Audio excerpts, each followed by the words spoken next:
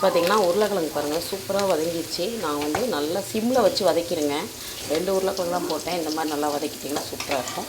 இப்போ நான் சாம்பார் தூள் தான் போடுறோம் பார்த்துக்கோங்க.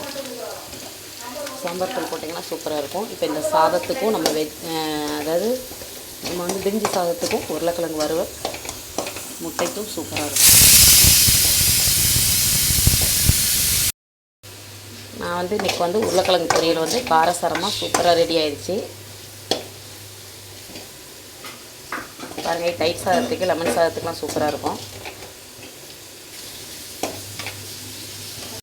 இப்போ பாருங்கள், ரசம் நல்லா முறக்கட்டி கொஞ்சம் ஒரு கொதி வந்துருச்சு. ஏன்னா நம்ம கொஞ்சம் புளி சேர்த்துருக்கோமா, அதனால் கொஞ்சம் பருப்பு தண்ணி கொஞ்சம் நமக்கு நல்லா டேஸ்ட் கிடைக்கும். சூப்பரான நம்ம வீட்டில் இப்போ பார்த்திங்கன்னா பருப்பு தண்ணியில் சூப்பரான மசாலாம் அரைச்சி போட்டு சூப்பரான ரசம் ரெடி ஆகிடுச்சுங்க.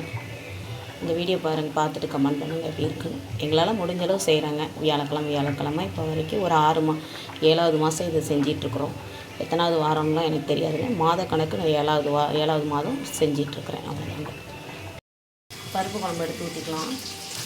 இதில் கடுகு, உளுந்தம்பருப்பு, வெந்தயம், மிளகு, சீரகம், வெள்ளைப்பூடு எல்லாமே தட்டி போட்டு வெங்காயம், பச்சை மிளகாய் போட்டு கருவேப்பிலை, மல்லியில் போட்டு நல்லா வதக்கியிருக்கு.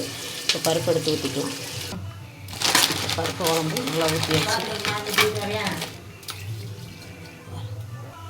பருப்பு குழம்பு இந்த மாதிரி ரெடி ஆகிடுச்சு. ஒரு கொதிக்கணும். ஏன்னா நம்ம தண்ணி சேர்த்துருக்கோம்ல, அதனால் கொஞ்சம் சப்புன்னு இருக்கும்.